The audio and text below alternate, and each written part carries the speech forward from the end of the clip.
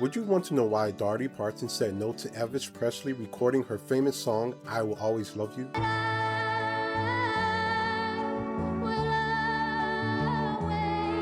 And what happened when she competed in her own Dolly Parton lookalike contest? This amazing true story is just getting started. Let me ask you something. What are your plans when you turn 80 years old? At 80, most legends were protecting what they built. Dolly, she's still building new music, new businesses. Dolly Parton on her new venture, a wine bar called Dolly Wines. And the new bar comes weeks after Parton announced that her brand new hotel is out called The Song Teller. And now one of the biggest stages in the world, Broadway.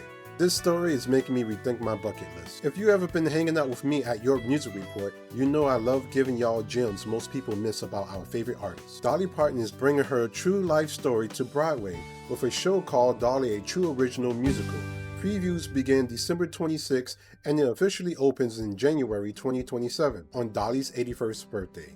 And Dolly's story is bigger than just the voice, the songs, the famous images. She wasn't just performing the music, she was writing it, owning it, and building a business around it. That's why the Broadway show matters. It's about the story of how she turned her talent into an empire. And as a musician who lived on both sides, performer and songwriter, I can tell you those are two different kinds of pride. Dolly said, "This show is about what I lived, what I lost, and what I loved."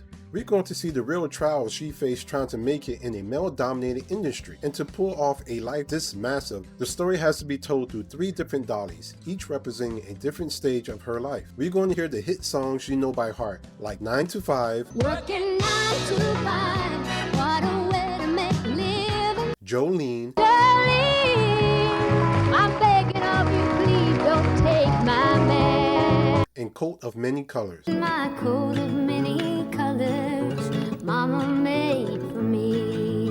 But you also get new music. She's also writing new songs, particularly for this show. She's using these songs to tell the parts of her story we haven't heard yet. She's going to talk about the deep stuff, about her marriage to Carl Dean, her thoughts on her image, and how she navigated being the powerhouse personality. I'm a huge fan of her songwriting. Early in her career, Dolly Parton was a regular featured performer on the Porter Wagoner show. Dolly and Porter had a #1 record on called Daddy Was an Old-Time Preacher Man. Daddy was an old-time preacher man. When Dolly Parton was ready to leave the show and pursue a solo career, Porter wasn't ready to hear it. So she went home and wrote I Will Always Love You and sung it to him the next morning. Porter started crying, and then he told her she could leave as long as he got to produce the record. And he did. That song became Dolly's musical declaration of independence. But it gets even crazier. Elvis Presley wanted to record that song, Elvis, and Dolly wanted to hear him sing it. But the night before the planned recording session, his manager, Colonel Tom Parker, called and said Elvis' team would need at least half of the publishing rights, meaning they wanted 50% ownership of the song as if they wrote it themselves. So anytime it's played on radio or TV, etc., Elvis' team gets 50% of the profits. She cried all night and refused the deal. Dolly said the decision broke her heart. For a young artist to say no to an opportunity like that takes incredible guts. She kept her rights, and thank goodness she did, because years later Whitney Houston made it one of the biggest recordings in history. Dolly later joked that Whitney Houston's version made her enough money to buy Graceland. Graceland meaning Elvis Presley's famous mansion. Dolly once said that she believes she may have written I Will Always Love You and Jolene on the same day in 1973. She was 27 years old.